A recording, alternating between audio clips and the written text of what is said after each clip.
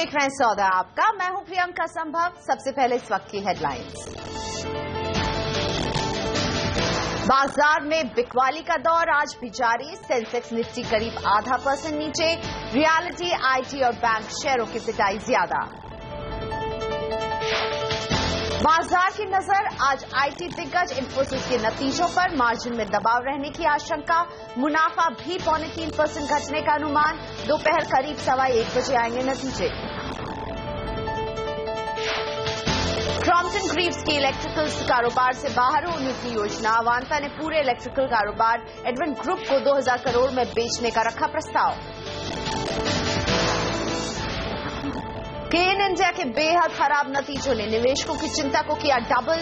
Company का मुनाफा और आय घटा, लेकिन एमएनएम फाइनेंशियल्स ने पेश किए उम्मीद से बेहतर नतीजे। किसानों की मदद के लिए आगे आई आरबीआई। किसानों को ज्यादा लोन देने का किया फैसला। आरबीआई ने प्रायोरिटी सेक्टर में लोन की गाइडलाइंस में किए बदलाव। लैंड बिल को पास कराने में दिक्कत के बाद अब जीएसटी बिल को पास कराने की सरकार की कोशिश। आज लोकसभा में हो सकती है बिल पर चर्चा।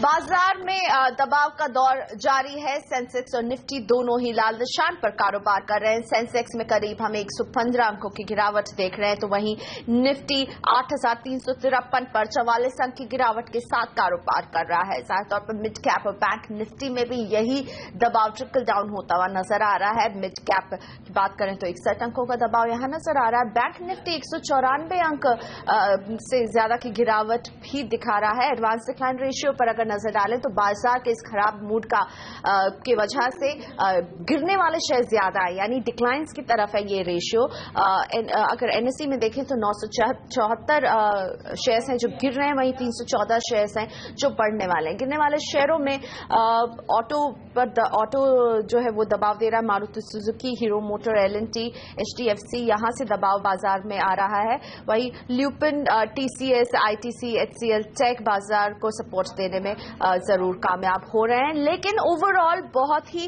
मूड जो है वो मुनाफा वसूली के दबाव में नजर आ रहा है। शेयरों पर सलाह देने के लिए हमारे साथ हैं सिमीभौमिक.com की सिमी भौमिक और मार्केट एक्सपर्ट शाहिना मुक्तम। आप दोनों का ही स्वागत है आज के खास सौदा आपका। मैं सिमी आपसे शुरुआत करना चाहूंगी, क्या करेंगे आप निफ्टी में जो है दबाव का दौर खत्म होने का नाम नहीं ले रहा है। किस तरह के स्तर आप देख रही हैं, किन पर नजर है आपकी? Priyanka, good morning. खराब ही लग रहा है। इनफैक्ट जो रिकवरी वेंसडे देखा गया था मार्केट में वो ऑलमोस्ट नेगेट हो चुका है। अब जब तक वो वेंसडे का लो नहीं टूटेगा शायद फ्रेश सेलिंग ट्रिगर नहीं होगा, पर अभी तक जो इंटरडे का हाल है मुझे लगता है कि वापस सेलिंग कभी भी हावी हो सकती है। एक रेंज के बीच में 15-20 पॉइंट का रेंज के बीच में सुबह से निफ्टी ट्रेड कर रहा है, और कोई भी कारण से अगर 8342 का जो लो अभी बनाया है वो लो अगर टूट गया तो वापस 84 के आसपास जो लो बनाया था परसों वहाँ पे निफ्टी जा सकता है। पर जब तक वो लो नहीं टूटेगा वापस रिकवरी का उम्मीद पूरा है। सबसे जो कंसर्न है आज मार्केट का वो बैंक निफ्टी का परफॉर्म नहीं करना। बैंक निफ्टी का चार्ट में लगातार 3 ट्रेडिंग सेशन में जो भी फॉर्मेशन था उसमें इतना वीकनेस नहीं था। आज का मार्केट में बैंक निफ्टी में फ्रेश वीकनेस आ गया है, और मुझे लगता है कि बैंक निफ्टी के लिए निफ्टी थोड़ा बहुत और प्रेशर फील कर सकता है, और हो सकता है कि वो सपोर्ट एरिया एक बार के लिए टेस्ट होगा और एक बार के लिए। पर 82-84 एक क्रूशियल सपोर्ट होगा। मैंने पहले भी बताया क्योंकि 2 दिन पहले वो एक पैनिक लो था, और उसके बाद वो टेस्ट करने के बाद निफ्टी में एक अच्छा रैली भी देखा गया था। पर वो लो अगर टूट जाएगा तो निफ्टी का नेक्स्ट मेजर सपोर्ट 200 डेमा के आसपास होगा जो 8159 के आसपास है, और निफ्टी पूरा कोशिश में रहेगा कि वो स्तर एक बार टेस्ट करने के लिए। तो 82-84 के नीचे फ्रेश सेलिंग ट्रिगर हो जाएगा निफ्टी का। राइट, शायना आपके पास भी आना चाहूंगी। मार्केट के लिए खराब अर्निंग्स, फिर खराब मॉनसून का अनुमान, ये सब मिलाकर कोई भी अच्छी खबर कहीं से नहीं आ रही है। इस गिरावट में आप क्या देख रही हैं और क्या करने की सलाह देंगी? एब्सोल्युटली, मैं सिमी की बात से बिल्कुल सहमत हूँ कि ये जो अभी हम बहुत इम्पोर्टेंट सपोर्ट लेवल के बहुत करीब हैं। आई थिंक 8350 के अगर नीचे जाता है मार्केट तो मेरे तो अनुमान से वो 8000 की तरफ जा सकता है, क्योंकि जैसे आपने भी बताया वी हैव मेड डिपार्टमेंट में से जो हमने जो बात सुनने में आ रही है कि रेनफॉल विल बी वीक, वहाँ पर रूरल जो डिमांड है वहाँ से अफेक्ट हो सकता है। और जो ग्लोबल मार्केट्स है वहाँ पर हमारे को अभी तक ग्रीस का कोई क्लियर डायरेक्शन नहीं है कि प्रॉब्लम्स खत्म होंगे या नहीं, तो 1-2 महीने काफी वॉलेटाइल रहेगा मार्केट। एंड मेरे हिसाब से थोड़ा सेंटिमेंट थोड़ा नेगेटिव है अभी भी, but I think 8000 will be a good support, वहां पर काफी अच्छी फिर से बाइंग आ सकती है। चलिए, आप दोनों से ही हम लेंगे अपने दर्शकों के सवालों का जवाब, लेकिन उससे पहले एक अहम खबर। आज लोकसभा में जीएसटी संशोधन बिल पर चर्चा शुरू हो सकती है। सरकार चाहती है कि इसे अगले हफ्ते पास भी करा लिया जाए। इस पर और जानकारी लेते हैं अपने ब्यूरो चीफ लक्ष्मण रॉय से। गुड मॉर्निंग लक्ष्मण जी। आज जीएसटी संशोधन बिल पर लोकसभा में चर्चा होने वाली है, क्या योजना है सरकार की, क्या डिटेल्स है सर आपके पास? सरकार की योजना है उसके मुताबिक सरकार आज इस जीएसटी से जुड़ा हुआ जो संविधान संशोधन बिल है उस पर चर्चा की शुरुआत कर देगी। ये बिल पहले दिसंबर में यहाँ पे पेश किया जा चुका है और आज चर्चा की शुरुआत करने के बाद सोमवार को सरकार ने लक्ष्य रखा है कि इस बिल को पारित करा लिया जाए लोकसभा से। उसके बाद ये सत्र खत्म होने से पहले सरकार राज्यसभा से इसे पारित कराना चाहेगी और ये सरकार ने अपने आप में लक्ष्य तय किया है, क्योंकि अगर इस सत्र में ये बिल पारित हो जाता है तो फिर आधे राज्यों से उनके विधानसभाओं से इनको मंजूरी लेनी जरूरी होगी, चूंकि संविधान संशोधन बिल है। उनकी मंजूरी लेने के बाद फिर जीएसटी बिल अलग से आएगा, जिसको पारित करने के बाद जीएसटी लागू करने का रास्ता साफ होगा, क्योंकि 1 अप्रैल 2016 की सरकार ने डेडलाइन रखी है जीएसटी शुरू करने के लिए। इसके लिए बेहद जरूरी है कि ये बिल इस सत्र में संसद से पारित हो जाए और सरकार को पूरा भरोसा है कि विपक्ष इसमें सहयोग देगी, क्योंकि इस बिल की जो मूल रूपरेखा है वो विपक्ष सरकार में रहते ही तैयार किया था। ऐसे में सरकार को लगता है कि राज्यसभा में बहुत ज्यादा दिक्कतें नहीं आएंगी। बिल्कुल, यानी 1 अप्रैल 2015 के डेडलाइन पर नजर है सरकार की और उसे हासिल करने के लिए बहुत जरूरी है कि संसद के इस सत्र में इस संशोधन बिल पर सभी तरह से सहमति ले ली जाए। शुक्रिया लक्ष्मण इस पूरी जानकारी के लिए। सौदा आपका में वक्त हो गया ब्रेक का। ब्रेक के बाद जानेंगे इन्फोसिस के नतीजों पर क्या कह रहे हैं अनुमान।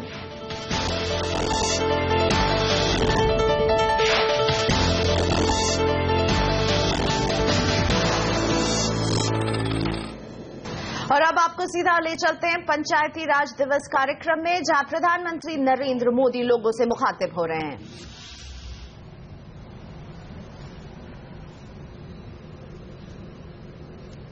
मैं नहीं मानता हूं कि अब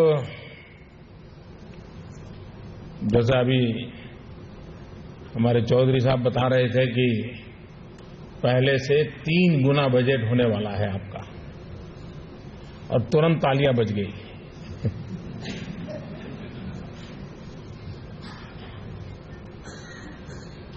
लेकिन कभी कभी मुझे लगता है कि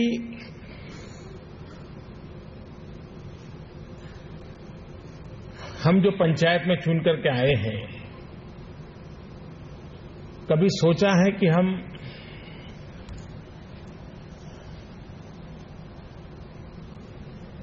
पांच साल का कार्यकाल में हम हमारे गांव को क्या देकर के जाना चाहते हैं? कभी ये सोचा है कि हमारे 5 साल के कार्यकाल के बाद हमारा गांव हमें कैसे याद करेगा? जब तक हमारे मन में गांव के लिए कुछ कर गुजरना है, ये स्पिरिट पैदा नहीं होता है, तो सिर्फ बजट के कारण स्थितियां बदलती नहीं है। तो ये पंचायती राज दिवस कार्यक्रम को हम देख रहे थे, जहां प्रधानमंत्री का संबोधन चल रहा था। और आज वैसे बाजार को इंतजार है इन्फोसिस के नतीजों का। कंपनी का मुनाफा कुछ घटने की आशंका जताई जा रही है। इन्फोसिस के नतीजों पर और डिटेल्स लेते अपने सहयोगी आशीष वर्मा से। आशीष जी, इन्फोसिस से क्या उम्मीदें हैं, क्या कह रहे हैं अनुमान? देखिए, इन्फोसिस आज दोपहर ये नंबर्स घोषित करेगा और हमने देखा अब तक तमाम आईटी कंपनी ने डिसअपॉइंट करा है, क्योंकि जो मैक्रो एनवायरमेंट है वो बहुत ज्यादा कंड्यूसिव नहीं है। डॉलर में जिस तरह का अप्रिसिएशन आया है, मजबूती आई, उससे क्रॉस करेंसी हेडविंड इन सब कंपनी के सामने बड़ी ऑब्वियस नजर आई हैं। इन्फोसिस के केस में भी ऑब्वियसली क्वार्टर नंबर्स में उसका दबाव देखने को मिलेगा, लेकिन अपने पीयर्स से कम, क्योंकि इन्फोसिस का जो डॉलर एक्सपोजर है बाकी सबसे कहीं ज्यादा है, यानी कि बाकी करेंसी से एक्सपोजर जो है वो इन्फोसिस के केस में कम पड़ता है, तो क्रॉस करेंसी का इतना ज्यादा नेगेटिव इंपैक्ट देखने को नहीं मिलेगा। जो एक्सपेक्टेशन है वो तो आपकी स्क्रीन पर रन हो रही है। Q4 एक्सपेक्टेड है, म्यूटेड है, बाजार उस पर ज्यादा फोकस नहीं करेगा। जिस पे ज्यादा फोकस करेगा मैं उस पर समय ज्यादा लेना चाहूंगा, वो होगा जो आगे का आउटलुक ये कंपनी यहां से शेयर करेगी। ध्यान रखें चेन्नई में होने वाली है बोर्ड की बैठक, जिसमें खास तौर पे बाजार नजर रखना चाहेगा कि FY16 में क्या आने वाले क्वार्टर्स में कंपनी स्ट्रॉन्गर ग्रोथ डिलीवर कर पाएगी कि नहीं। हम एक्सपेक्ट कर रहे हैं FY16 में जो रेवेन्यू ग्रोथ गाइडेंस जो कंपनी देती है साल भर की 9 से 11% कांस्टेंट करेंसी बेसिस पे ये गाइडेंस देगी, जो कि नैस्कॉम का 12 से 14% का जो इंडस्ट्री एवरेज की बात करिए नैस्कॉम ने इस FY16 के लिए, उससे इस बार फिर से आपको कम ही ग्रोथ देखने को मिलेगी। पर स्ट्रीट कीनली वॉच करेगी कमेंट्री, किस तरह के इन्वेस्टमेंट से कंपनी ग्रोथ के लिए करने वाली है।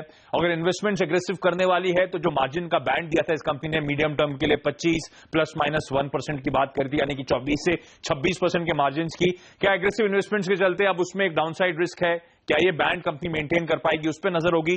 और सबसे इंपॉर्टेंट नजर रहेगी इस कंपनी की कैपिटल एलोकेशन पॉलिसी क्या होगी। हम लगातार हाईलाइट करते हैं इन्फोसिस की बुक्स में जिस तरह का तगड़ा कैश इस समय पड़ा हुआ है, बाजार नजर डालेगा कि एक्विजिशंस या केपेक्स पे ये कंपनी कितना खर्च करना चाहती है। जो एक्सेस कैश है क्या शेयर होल्डर्स को रिटर्न किया जाएगा, क्या वो हायर डिविडेंड पे आउट के तौर पे या फिर बायबैक के तौर पे शेयर होल्डर्स को रिटर्न करना चाहते हैं। इन सब पे बाजार पैनी नजर रखने वाला है। तो ना सिर्फ Q4 नंबर्स जो कि एक्सपेक्टेड है म्यूटेड है, बल्कि किस तरह की कमेंट्री आती है, किस तरह की कदम उठाने की कंपनी का मैनेजमेंट बात करता है, उस पर शायद स्ट्रीट ज्यादा फोकस करेगी आज। जी, और बता दें कि नतीजों पर तो बाजार की नजर रहेगी, लेकिन आप 3:45 बजे जुड़िए हमारे साथ, क्योंकि हमारे साथ होगा इन्फोसिस का मैनेजमेंट। हम बात करेंगे इन्फोसिस के मैनेजिंग डायरेक्टर विशाल सिक्का से, तो देखना ना भूलें आज शाम को। आशीष हमारे साथ बने हुए। आशीष, एक इम्पोर्टेंट डील जो होती हुई नजर आ रही है, अवांता ने पूरा हिस्सा अपना एडवेंट ग्रुप को 2000 करोड़ में बेचने का प्रस्ताव रखा है, इससे जुड़ी क्या डिटेल्स हैं आपके पास? क्विकली आपको डील समझा दूं। देखिए, ग्लोबल प्राइवेट इक्विटी इन्वेस्टर है एडवेंट इंटरनेशनल, उसने क्रॉम्पटन ग्रीव्स का जो कंज्यूमर इलेक्ट्रिकल का कारोबार है उसमें जो प्रमोटर्स हैं अवंता होल्डिंग्स, उनका जो पूरा स्टेक है 34-34.5% के आसपास का, उसको ये एडवेंट होल्डिंग्स एक्वायर करेंगे। एडवेंट होल्डिंग्स अकेले एक्वायर नहीं करेंगे, ध्यान रखें एडवेंट होल्डिंग्स एक्चुअली तिमासिक जो कि सिंगापुर बेस्ड इन्वेस्टमेंट कंपनी है उसके 100% होली ओन सब्सिडरी है। तो तिमासिक और एडवेंट मिलकर यहां पे एक्वायर करेंगे पूरा स्टेक जो है कंज्यूमर इलेक्ट्रिक कारोबार में। इस कंज्यूमर इलेक्ट्रिक कारोबार को क्रॉम्पटन ग्रीव्स से डीमर्ज करा जाएगा, यानी कि इस कारोबार को अलग करा जाएगा और इसको फिर सेपरेटली दोनों प्रोमिनेंट एक्सचेंजेस NSE और BSE में लिस्ट कराने की योजना है। लिस्ट कराने के बाद जो तमाम शेयरधारक हैं रेगुलेटरी नॉर्म्स के लिहाज से उनके लिए ओपन ऑफर लाने की भी बात यहां पे करी गई है। दिक्कत की बात, स्टॉक आपको आज प्रेशर में नजर आएगा, और दिक्कत की बात यह है जो कंज्यूमर इलेक्ट्रिकल कारोबार के वैल्यूएशंस हैं वो बाजार उम्मीद से कुछ कम नजर आ रहे हैं। कहा जा रहा है 34-34.5% स्टेक के लिए एडवेंट और तिमासिक मिलकर इस कंपनी के प्रोमोटर्स को करीब 2000 करोड़ रुपए देने वाले हैं। बाजार एक्सपेक्ट करते हैं इससे कहीं ज्यादा प्रीमियम पे शायद ये कंज्यूमर इलेक्ट्रिकल कारोबार का स्टेक सेल होता हुआ नजर आएगा, तो एक प्रेशर पॉइंट है। एक और सवाल उठता है शायद कि अब क्रॉम्पटन के पास क्या बचा हुआ है। क्रॉम्पटन, ध्यान रखें, 2 बिजनेसेस में विभाजन करने की बात वैसे ही शुरू हो चुकी थी, पिछले साल इस कंपनी ने हाईलाइट करा था। तब कंज्यूमर इलेक्ट्रिकल कारोबार और दूसरा था इंडस्ट्रियल और पावर बिजनेस। तो इंडस्ट्रियल और पावर बिजनेस अभी भी क्रॉम्पटन ग्रीव्स के पास रहेगा, लेकिन एक छोटा हिस्सा है। हालांकि सेल्स के लिहाज से 77% जो क्रॉम्पटन ग्रीव्स सेल्स क्लॉक करता है इस FY15 के पहले 9 महीनों में, तो 75% सेल्स वहां से आती है, लेकिन वहां पे जो इबिट परफॉर्मेंस है 42% के आसपास, कुल जो इबिट कंपनी क्लॉक करती है उसका 42% वहां से आता है। ये कारोबार इनके पास रह जाएगा, लेकिन आज प्रेशर स्पेसिफिकली इस बात को लेकर क्योंकि वो डील जो हुई है बाजार उम्मीद से कुछ सस्ते पे होती हुई नजर आई है। प्रियंका, शुक्रिया आशीष इस पूरी जानकारी के लिए। यानी क्रॉम्पटन ग्रीव्स अपना पूरा इलेक्ट्रिकल कारोबार बेचने की तैयारी कर रही है। शाहिना मेरे साथ हैं, शाहिना मुकादम। शाहिना, आप कैसे देख रही हैं इस डील को, और इससे क्रॉम्पटन ग्रीव्स पर आप किस तरह के वैल्यूएशन पर असर देखेंगी? मेरे हिसाब से ये एक्सपेक्टेड था, इनलाइन था कि क्रॉम्पटन ग्रीव्स का जो डिवीजन है उसमें चेंजेस होंगे, मैनेजमेंट के M&A एक्टिविटी होगी। आई थिंक जो शेयर होल्डर्स हैं वहाँ पर उनको अच्छा रिटर्न मिलेगा यहाँ से भी after this deal also. So I think hold on करना चाहिए। अगर ऐड करते हैं तो भी मेरे मानना है कि ये डील पॉजिटिव है। ऑलराइट, और अब लुक करते हैं अपने कुछ दर्शकों का। नारायण जी मेरे साथ हैं जोधपुर से। नारायण जी नमस्ते, बताइए किस शेयर के बारे में आप जानना चाहते हैं? मैडम मेरे पास में इन्फोसिस है 2237 का 500 शेयर। तो आज इन्फोसिस की चर्चा सब तरफ है सर, क्योंकि इसके क्वार्टर 4 अर्निंग्स का भी इंतजार है बाजार को, जो आज कंपनी पेश करने वाली है। फिलहाल नारायण जी 140 रुपए के आसपास के नुकसान पर बैठे हुए हैं। पर शेयर 2237 रुपए की खरीद का भाव रहा है। सिमी, इन्फोसिस में आप क्या देख रहे हैं, इसके चार्ट आपको क्या कह रहे हैं, और क्वार्टर 4 अर्निंग्स पर कितनी नजर रहेगी, क्या सलाह होगी नारायण जी के लिए? प्रियंका, एक स्टॉक, मुझे लगता है कि क्वेश्चन आपने अगर शाइना से पूछता हो तो अच्छा होता। फिर भी मैं टेक्निकल पर्सपेक्टिव, टेक्निकल आउटलुक में दे देती हूँ इस स्टॉक का। 2100 से 2075 का एक क्रूशियल सपोर्ट है, जो कि लास्ट मतलब जब से स्टॉक में स्प्लिट हुआ है, इस स्टॉक में स्प्लिट हुआ था, तब से वो स्टॉक इसका सपोर्ट बन गया था। तो अभी ये स्टॉक वापस उस रेंज को टेस्ट कर रहा है, और मुझे लगता है कि बहुत कोशिश रहेगा वो सपोर्ट शायद इसका काम करेगा। पर कोई भी डिसअपॉइंटमेंट अगर रिजल्ट्स में आता है तो 2075 का लेवल टूटेगा भी, और उससे नीचे अगर इन्फोसिस सस्टेन करेगा तो हो सकता है कि बहुत जल्दी ये 2040 से 2020 का सपोर्ट रेंज को छूने के लिए नीचे जाएगा। और वो रेंज जो मैंने बताया नीचे का डाउन साइड का 2040 से 2025, उस रेंज को छूने के लिए नीचे जा सकता है, क्योंकि तब 2075 के नीचे एक मेजर टेक्निकल ब्रेकडाउन इन्फोसिस में देखा जाएगा। और रहा सवाल बाकी सारे आईटी मेजर्स की, सारे ने मतलब रिजल्ट के बाद सारे ने ड्रॉप किया, मतलब फॉल सब में हुआ है, और हो सकता है कि इसका भी रिजल्ट के बाद थोड़ा बहुत करेक्शन इसमें देखने को मिल जाएगा। पर जो भी है, अगर कोई लॉन्ग टर्म के लिए सोच रहे हैं, कोई भी जिनके पास ऑलरेडी ये शेयर नहीं है, उनके लिए मेरा सलाह यही होगा कि जब ये फॉल खत्म हो जाएगा तब इस स्टॉक में एक लॉन्ग टर्म का नजरिया बना के इन्वेस्टमेंट करने का सोचना पड़ेगा, क्योंकि मुझे लगता है कि आने वाले नेक्स्ट 1-2 साल के लिए शायद आईटी परफॉर्म करने वाला है। पर जब फॉल खत्म होगा तब भी कीजिए, बहुत जल्दबाजी करने का जरूरत नहीं है, क्योंकि पूरा जो आईटी पैक है ऑलरेडी एकदम हायर लेवल के आसपास है। तो डाउन साइड में कोई भी एक आईटी मेजर बहुत नीचे जा सकता है। तो इस फॉल को एक बार के लिए खत्म हो जाने दीजिए, उसके बाद ही पोर्टफोलियो में शामिल करने का सोचिए। पर लॉन्ग टर्म के लिए बाई मोड अभी भी रहेगा और फॉल के बाद भी रहेगा। चलिए हम लेते हैं एक छोटा सा ब्रेक, लेकिन ब्रेक के बाद भी सवाल जवाब का सिलसिला सौदा आपका में जारी रहने वाला है। हमारे दोनों मार्केट एक्सपर्ट हमारे साथ बने हुए हैं।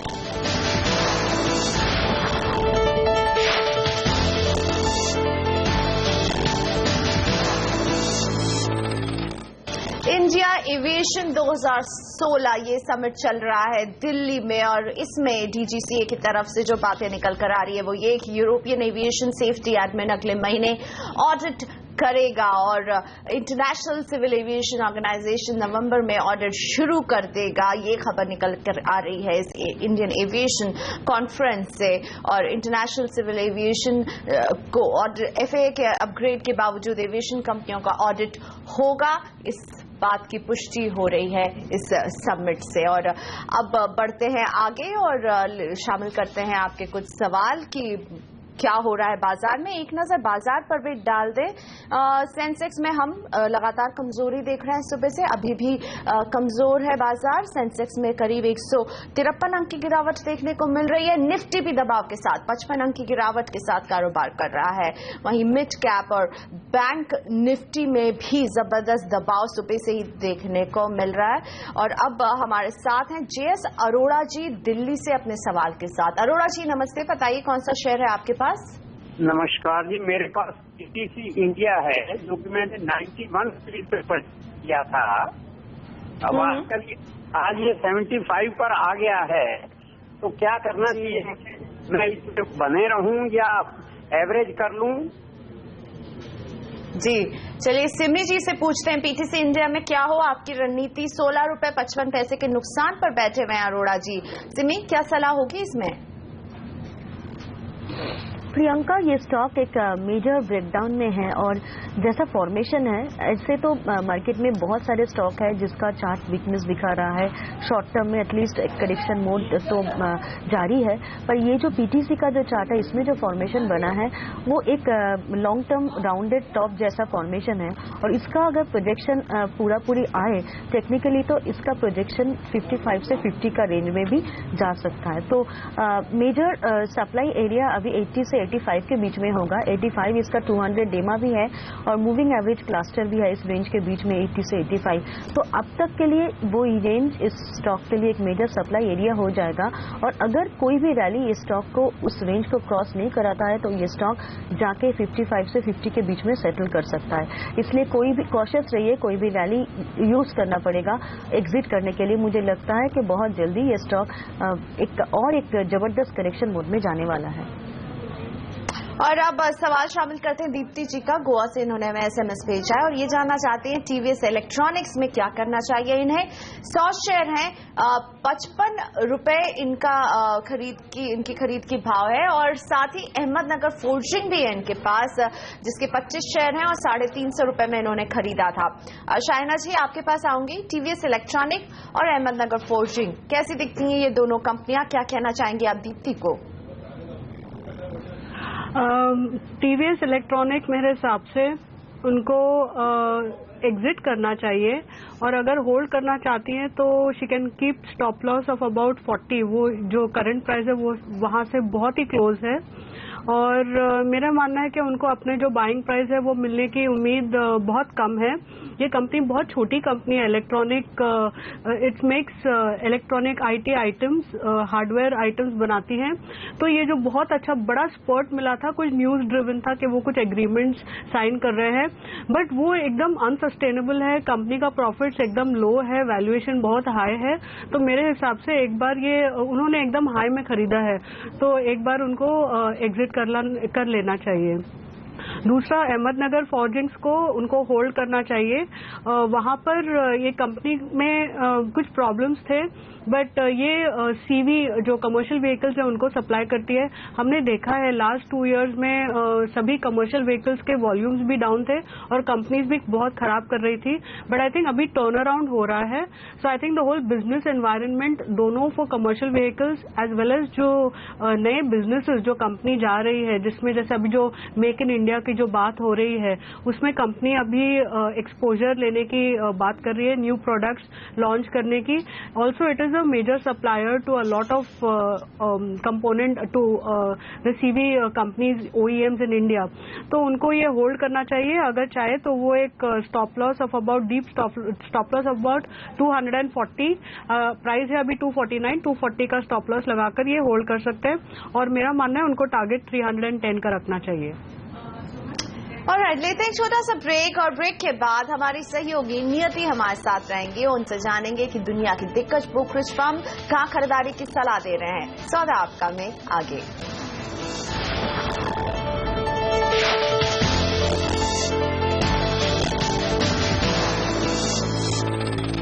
वेलकम बैक, आप देख रहे हैं सौदा आपका। बात करते हैं रमेश जी से, हमारे साथ हैं दिल्ली से। रमेश जी नमस्ते, बताइए कौन से शेयर के बारे में आप जानना चाहते हैं हमारे मार्केट एक्सपर्ट से। नमस्कार मैडम, मेरे पास BEL के 100 शेयर्स हैं 3510 के प्राइस पे और मैडम एक और शेयर माइंडट्री के 50 शेयर्स हैं 1330 पे। तो मुझे एडवाइस करिए इसमें क्या करें। माइंडट्री के कितने शेयर आपने बताए सर? 1330 पर लिए आपने 50 शेयर्स मैडम। 50 शेयर माइंडट्री के हैं रमेश जी के पास और BEL के 100 शेयर हैं और इसमें इन्हें क्या करना चाहिए? दोनों में ही इन्हें नुकसान हो रहा है। माइंडट्री में इनकी खरीद का भाव 1330 रुपए रहा था और BEL में इनका खरीद का भाव 3510 रहा है। समी, इन दोनों का ही चार्ट स्ट्रक्चर अगर आप देखकर बता सकें कैसा कर रही हैं ये दोनों कंपनियां? देखिए प्रियंका, दोनों ही वीकनेस के साथ नीचे आया है और अभी यहाँ से अगर कोई फ्रेश व्यू मुझसे लेना है तो मैं ये कहूँगी कि दोनों ने ही इनका मेजर सपोर्ट को टेस्ट कर चुका है। एक 3100 के आसपास का एक सपोर्ट बीएल ने टेस्ट किया है और मुझे लगता है कि फ्रेश सेल कॉल मैं इशू नहीं कर सकती हूँ जब तक ये स्टॉक 3100 से नीचे जाके सस्टेन नहीं करेगा। मतलब एटलीस्ट 2 ट्रेडिंग सेशन उस रेंज से नीचे सस्टेन नहीं करेगा तो फ्रेश सेल कॉल टेक्निकली नहीं दिया जा सकता है। तो मैं उनको इस जगह पे यही कहूंगी कि एक बार के लिए ये स्टॉक होल्ड कीजिए, आपका स्टॉप लॉस भी एक अकॉर्डिंगली रखिएगा। 3100 का सपोर्ट एरिया आपको दिमाग में रखना पड़ेगा। जब तक ये स्टॉक उस रेंज के ऊपर मेंटेन कर रहा है तब तक आप बने रहिए। हो सकता है रिकवरी में आपका ये स्टॉक वापस आपको मुनाफा दे सकता है। और माइंड ट्री रिजल्ट्स के बाद अच्छा पिटाई इसका हुआ है, पर अभी जो भी है समझ में आ रहा है कि 200 डे एक्सपोनेंशियल मूविंग एवरेज जो कि अराउंड 1200 के आसपास है, उस रेंज पे सपोर्ट लेने का कोशिश कर रहा है। जब तक ये 1200 के नीचे नहीं जा रहा है, इनफैक्ट 1200 से 1190 का रेंज एक क्रूशियल सपोर्ट एरिया होगा, क्योंकि 1190 के आसपास ये स्टॉक इसने कई बार सपोर्ट लिया है। तो इस रेंज जब तक होल्ड होता है, ये रेंज 1200 से 1190, तब तक फ्रेश सेलिंग मैं इशू नहीं कर सकती हूँ। आपको होल्ड करना पड़ेगा, स्टॉप लॉस अकॉर्डिंगली लगाइए। ऑलराइट, और एक नजर बाजार पर डाल लेते हैं। सेंसेक्स में हम लगातार सुबह से ही गिरावट का दौर देख रहे हैं और ये अभी भी जारी है। सेंसेक्स में करीब 149 अंकों की कमजोरी हमें नजर आ रही है। निफ्टी भी 52 अंक कमजोर है। मिड कैप में 54 अंकों की गिरावट है। बैंक निफ्टी ड्रैग कर रहा है सुबह से ही और अब गिरावट गहराती हुई 224 अंकों की गिरावट बैंक निफ्टी में नजर आ रही है। और अब हमारे साथ जुड़ गई है मेरी सहयोगी नियति। हम इनसे समझेंगे दिग्गज ब्रोकरेज हाउसेस के रडार पर आज क्या क्या है। नियति, गुड मॉर्निंग, क्या कह रहे हैं ब्रोकरेज हाउसेस? सबसे पहले बात करेंगे एचडीएफसी बैंक के अच्छे नतीजे उन्होंने पेश किए थे और ज्यादातर ब्रोकरेजेस अब पॉजिटिव कॉल्स दे रहे हैं। सीएलएस से बड़ी ब्रोकरेज हाउस फर्म खरीदारी की आपको सलाह दे रहा है। 1250 तक के लक्ष्य दे रहे हैं। 23% अपसाइड पोटेंशियल लिख रहे हैं करंट मार्केट प्राइस से। एनपीएल्स में बढ़ोतरी जरूर हुई है मगर एसेट क्वालिटी काफी ज्यादा स्टेबल है। लोन ग्रोथ के चलते एनआईआई का नंबर काफी अच्छा आया है, पर फ्लैट मार्जिन से इनको थोड़ी सी निराशा हाथ लगी है। पर फिर भी बैंकिंग स्पेस में आप खरीदारी अगर करके चलना चाहते हैं तो एचडीएफसी बैंक इनका टॉप पिक है।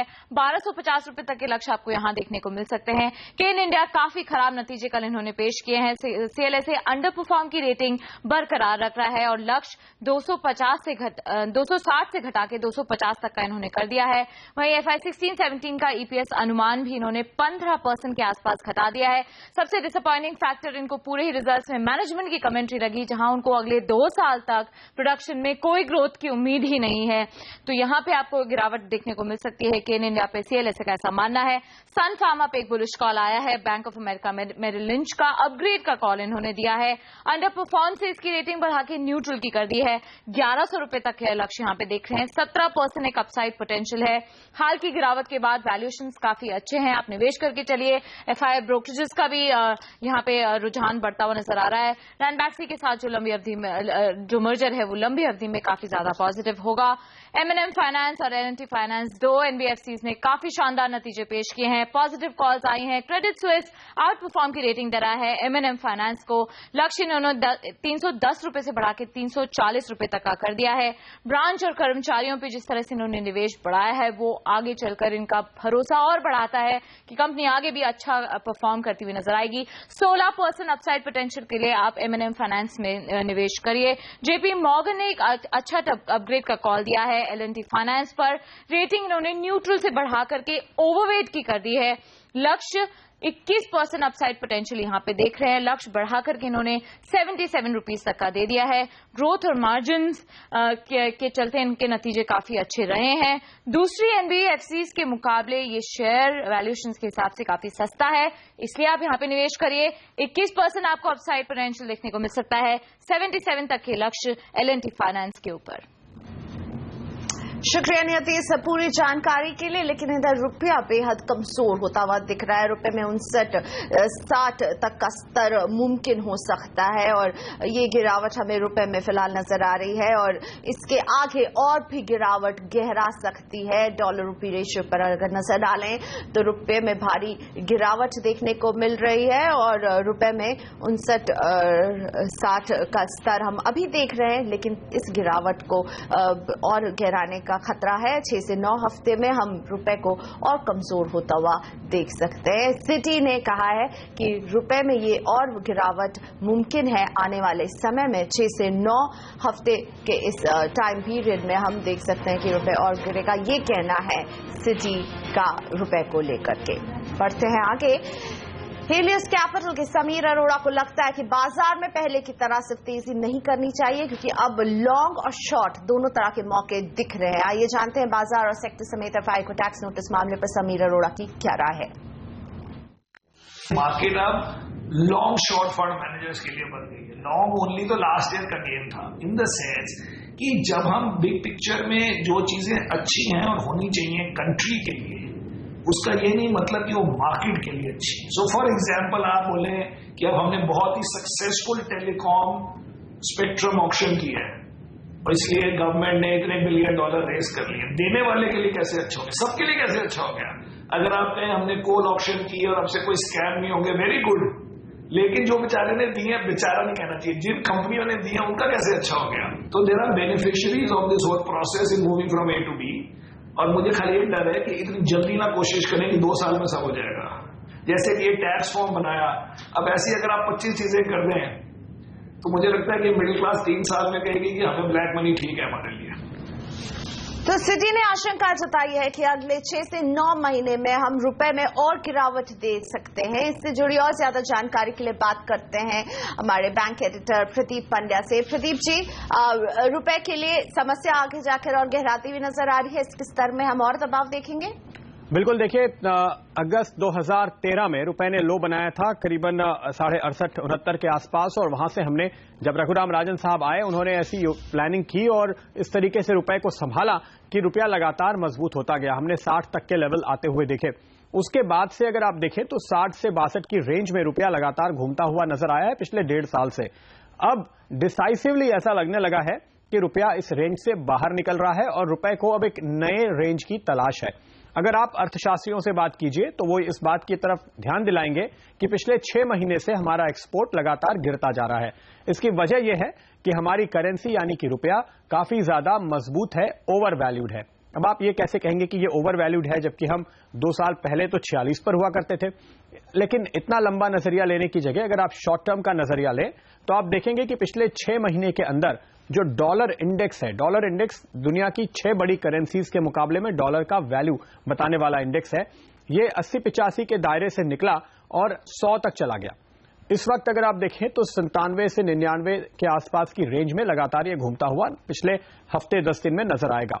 इसका मतलब यह है कि डॉलर काफी ज्यादा मजबूत हुआ है और उसके सामने सारी करेंसीज गिरी हैं। तो हमारे जो कॉम्पिटिटर्स हैं, जहां से जिनके साथ हम एक्सपोर्ट के लिए कॉम्पीट करते हैं, या इवन हमारे जो बायर हैं, अगर उनकी करेंसीज में आप देखें काफी हद तक फर्क पड़ता हुआ नजर आए, और ऐसे में अगर हमारी करेंसी लगातार मजबूत बनी रहे तो हमारा एक्सपोर्ट कंपेटिटिव नहीं रह जाता।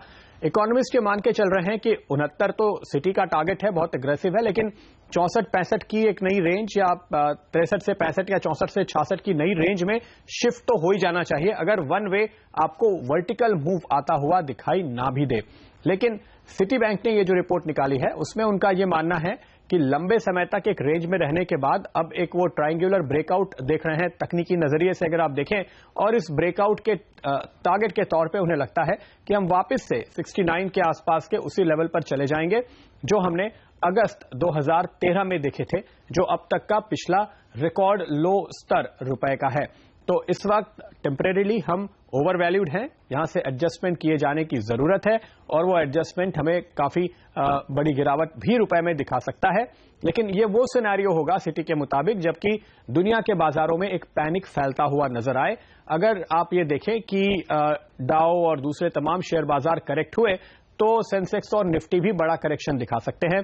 अगर निफ्टी 8000 के नीचे चला गया तो वहां से बड़े करेक्शन की शुरुआत हो सकती है और उस पैनिक सिनेरियो में शायद हम 69 देखेंगे, वरना शायद यहां से थोड़ा नीचे जाकर के एक नई रेंज ढूंढने की कोशिश करेंगे।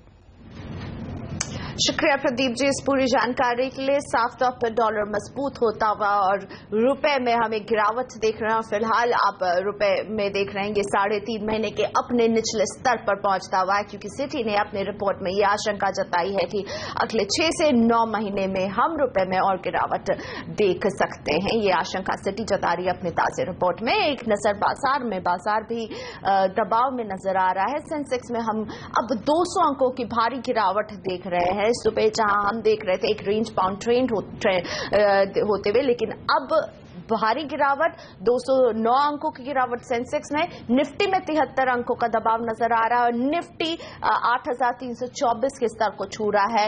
मिड कैप 126 अंक की गिरावट के साथ कारोबार कर रहा है। एडवांस डिक्लाइन रेशियो में फिलहाल डिक्लाइन की तरफ है। ये रेशियो ज्यादा शेयर हैं जो गिर रहे हैं और बैंक निफ्टी अब 270 के अंकों, 274 अंक की गिरावट के साथ कारोबार कर रहा है। तो बाजार बहुत दबाव में नजर आ रहा है। लेकिन सौरभ आपका में हम लेते हैं छोटा सा ब्रेक के बाद शेयरों पर सवाल जवाब का सिलसिला जारी रखेंगे अपने मार्केट एक्सपर्ट्स के साथ।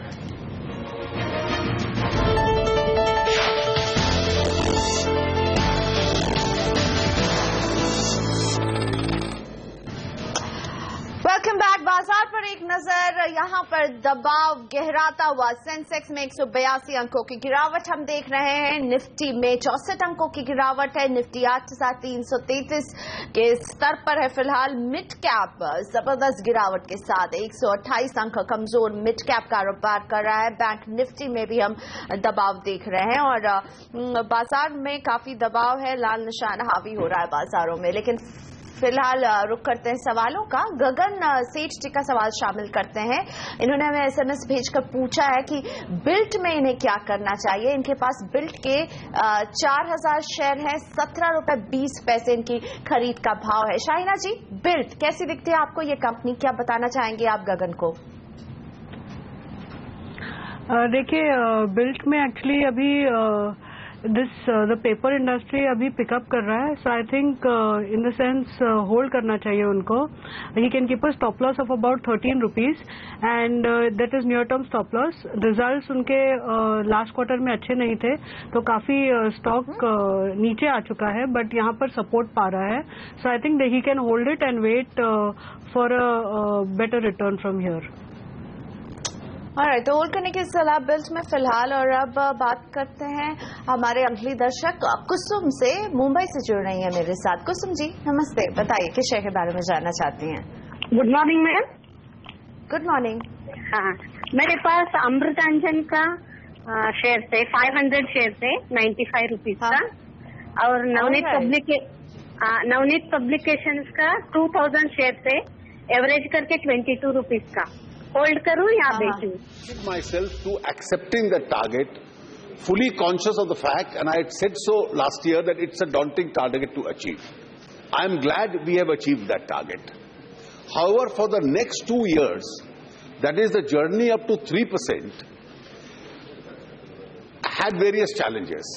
The first challenge was that this year, 10% additional amount from the divisible pool is going to the states. So my share of the central government is cut down.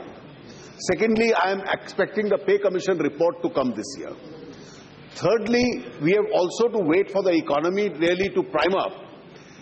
And along with it, additional expenditure to be spent on infrastructure in order to prime up that economy. If I had started cutting expenditure in that regard, then it would have impacted on growth. So I followed the middle course, that the 2-year journey to 3% is now a 3-year journey. So I target 3.9 this year, 3.6 next year, and 3% the year thereafter. And therefore, an additional 70,000 crore rupees has been targeted for infrastructure. Now, the honourable member wants to know what is the journey as far as the future years are concerned. Certainly, it will depend on the situation as it arises. But areas like infrastructure, and let me say, by underlining with special importance in view of the prevailing situation in the country, any additionality of resource, I would attempt to additionally concentrate on irrigation, because that is where the unfinished task of the last 68 years is creating the present status quo which is responsible for the current problems. Thank you. Very good. Dushyant Singh. तो वित्त मंत्री अरुण जेटली लोकसभा में बोलते हुए कि किस तरह से इंफ्रास्ट्रक्चर पर नजर है सरकार की, इसमें स्पेंडिंग का क्या पैटर्न रहने वाला है और किस तरह से अपने टारगेट्स को अचीव करेंगे। इंफ्रास्ट्रक्चर पर जोर इस सरकार का हमेशा से रहा है और इसी पर बात करते हुए अब रुक करते सवालों का। कुसुम जी थी हमारे साथ मुंबई से फोन लाइन पर और अमृतांजन इन्हें जबरदस्त मुनाफा दे रहा है, इसके बारे में जानना चाहते कि क्या करें। इनकी खरीद का भाव 95 रुपए रहा था और अब देखिए कितने अच्छे शानदार मुनाफे पर बैठी हुई है, 384 रुपए का मुनाफा इन्हें हो रहा है। साथ ही नवनीत पब्लिकेशन के भी 2000 शेयर ये होल्ड करती हैं, 22 रुपए जो है एवरेज करने के बाद इनकी खरीद का भाव हो रहा है। पूछते अपने मार्केट एक्सपर्ट से, शाहीना अमृतांजन में बहुत अच्छा मुनाफा इन्हें हो रहा है, क्या करें? प्रॉफिट बुक करने का वक्त है या इसमें और ये होल्ड करें, रुकें? और साथ ही नवनीत पब्लिकेशन भी इनके पास है। अमृतांजन के ऊपर मेरा सलाह है कि अगर उनको पैसे की जरूरत नहीं है तो वो होल्ड करें। 460 का वो स्टॉप लॉस लगा के रख सकते हैं वैसे, बट आई थिंक उनको यहाँ से अच्छे लेवल मिल सकते हैं। 550 का अगर वो टारगेट रखे तो मेरे हिसाब से उनको नियर टर्म में मिल सकता है। देखिए मार्केट वॉलेटाइल है तो हो सकता है थोड़ा बहुत ऊपर नीचे हो, बट वो ये स्टॉक अच्छा लग रहा है both fundamentally as well as technically. मुझे फंडामेंटली इनके पास बहुत अच्छे ब्रांड्स हैं, न्यू सेगमेंट जैसे पेन के सेगमेंट में है और न्यू सेगमेंट्स में वो जो जा चुके हैं, जैसे फीमेल हाइजीन प्रोडक्ट्स हैं उनके, तो वहां पर जूसेस है, वहां पर दोनों प्रोडक्ट में उनका काफी अच्छा हो रहा है। तो मेरी सलाह है ये होल्ड करें। नवनीत पब्लिकेशन मैं उनको मतलब मेरी सलाह है कि ये बुक कर ले ये लेवल्स पे। 120 पे बहुत रेजिस्टेंस आता है ये स्टॉक को। और दूसरी बात ये काफी चल चुका है और business wise profits declining profits दिखा रहा है।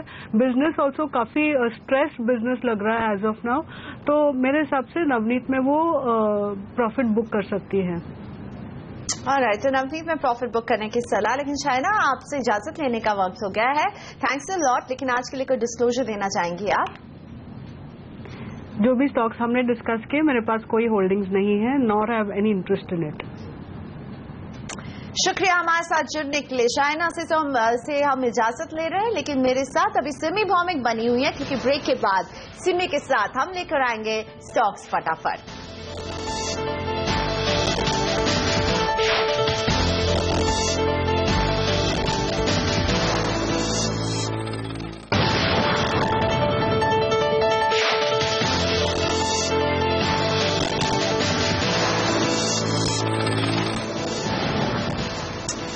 आपका में वक्त है स्टॉक्स फटाफट का, तो फटाफट शुरुआत करते हैं आपके सवालों का। जतिंदर कुमार जी जानना चाहते हैं पीटीसी इंडिया फाइनेंशियल्स में क्या करें? 3000 शेयर हैं, 68 रुपए की खरीद का भाव है। तो मुझे लगता है प्रियंका एक बार के लिए प्रॉफिट बुक करना ही बेहतर है। Chart is looking quite weak और मुझे लगता है एक बार एग्जिट होना ही बेहतर है। पटना से विकास पूछ रहे हैं वोल्टास में क्या हो इनकी रणनीति? 100 शेयर हैं इनके पास और 283 रुपए इनकी खरीद का भाव है। देखिए प्रियंका, मुझे लगता है कि वोल्टास एक अच्छा सपोर्ट में आ गया है। इनफैक्ट यहाँ से तो वापस बाइंग रिज्यूम हो सकता है अगर मार्केट होल्ड हो जाए इस जगह पे। मैं इसको होल्ड करने का ही सलाह दे रही हूँ। थोड़ा सा मध्यम अवधि का नजरिया रखिए, आपको अच्छा मुनाफा मिलने वाला है। ये stock it is a hold from my side. Arindam Saha जानना चाहते हैं जस्ट डायल के 900 शेयर, 1520 रुपए खरीद का भाव। देखिए डाउन ट्रेंड में है, पर जो भी है 1100 के आसपास एक सपोर्ट लेने का कोशिश भी कर रहा है। 1100 से 1050 के बीच में अच्छा सपोर्ट लिया है स्टॉक स्मॉल में। तो जब तक मतलब उस रेंज को ब्रीच नहीं करेगा, फ्रेश वीकनेस नहीं आ रहा है, तो आप होल्ड कीजिए। 1050 के नीचे अपना स्टॉप लॉस को लगा के रखिए। राजेश दिग्गर बड़ौदा से जानना चाहते हैं जेएसएल स्टेनलेस स्टील के बारे में। 1000 शेयर, 41 रुपए खरीद का भाव। It looks like it is on a recovery mode now. मुझे लगता है कि थोड़ा बहुत टाइम देना पड़ेगा। 35-34 के आसपास सपोर्ट है, रेजिस्टेंस 40 से 45 के बीच में है। अगर 45 क्रॉस करके निकलेगा तो फ्रेश मोमेंटम आ सकता है। फिलहाल मैं होल्ड करने का सलाह दे रही हूँ। 35 के नीचे स्टॉप लगाइए, 34 के नीचे स्टॉप लगाइए मैक्सिमम। पुणे से योगेश जोशी पूछ रहे हैं स्ट्राइड्स आर्को लैब में क्या करें। 100 शेयर ये होल्ड करते हैं मैम और 840 रुपए की खरीद का भाव है। 1000 से 1050 तक का सपोर्ट टेस्ट कर सकता है ये स्टॉक। शॉर्ट टर्म चार्ट में थोड़ा बहुत वीकनेस पैदा हो चुका है, तो 1000 के आसपास ये स्टॉक आ सकता है। मुझे लगता है कि आपको वहां पे ऐड करने का सोचना पड़ेगा, नहीं तो आप फिलहाल होल्ड कीजिए, क्योंकि long term up trend maintain ही कर रहा है। उस रेंज से वापस रिकवरी में दिख सकता है, आ सकता है ये stock. It is a hold. Harshal Bam Nashik से जानना चाहते हैं बजाज कॉर्प के बारे में। 100 शेयर 170 रुपए खरीद का भाव। मुझे लगता है कि ये अभी भी होल्ड किया जा सकता है, क्योंकि चार्ट काफी स्ट्रांग है, कोई भी मेजर वीकनेस नहीं आया है और 450 के आसपास सपोर्ट है। वो सपोर्ट टूट भी गया तो भी मुझे लगता है कि 450 से 434 के बीच में मेजर सपोर्ट एरिया है। जब तक वो सपोर्ट होल्ड होगा तब तक कोई टेंशन नहीं है, होल्ड कीजिए। आगे जाके 550 तक का भी आप टारगेट रख सकते हैं स्टॉक में। अजय कुमार जी के पास आंध्रा बैंक के 300 शेयर 86 रुपीज खरीद का भाव। मुझे अच्छा नहीं लग रहा है ये स्टॉक। मुझे लगता है कि आपको एक बार के लिए लॉस ही बुक करना पड़ेगा। हो सकता है ये स्टॉक अगर 75-74 के नीचे चला जाएगा और उससे नीचे अगर 2-3 ट्रेडिंग सेशन मेंटेन करता रहेगा तो एक बार के लिए एग्जिट ले लीजिए। Simi thanks a lot. आपसे इजाजत लेना चाहेंगे आज के लिए कोई डिस्क्लोजर मैम? डिस्क्लोजर मैंने वोल्टास के बारे में कुछ कहा है और मुझे ये स्टॉक पसंद है। मेरे क्लाइंटों के पास भी हो सकता है, मेरे पास तो नहीं है, पर मेरे क्लाइंटों के पास तो जरूर होगा, क्योंकि रिसेंट पास में मैंने बहुत बार इसमें रिकमेंडेशन दिया है और ये स्टॉक मेरा डेली रडार में भी रहता है। हर रोज मैं कॉल देती हूँ इस स्टॉक में, तो इसमें मेरा वेस्टेड इंटरेस्ट है। थैंक्स। शुक्रिया सिमी इतनी साफ कोई से अपने इंटरेस्ट को भी बताने के लिए और सौदा आपका से जुड़ने के लिए। तो सौदा आपका में मुझे भी यही इजाजत दीजिए। ब्रेक के बाद हम हाजिर रहने वाले हैं कमोडिटी राउंड अप के साथ। कमोडिटी बाजार की जानिए सारी हलचल आगे।